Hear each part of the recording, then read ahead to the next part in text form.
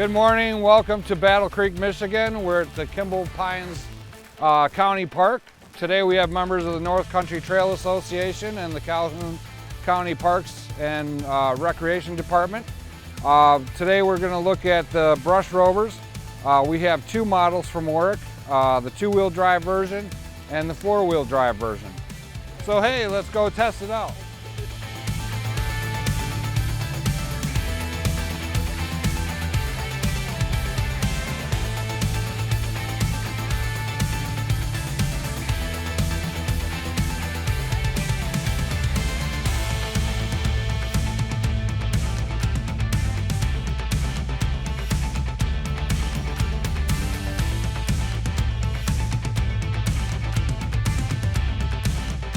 Today I had the honor of jumping on the Rover. It's just astonishing how much and how clear that it cut and how fast the job was done, and I can't wait to see more.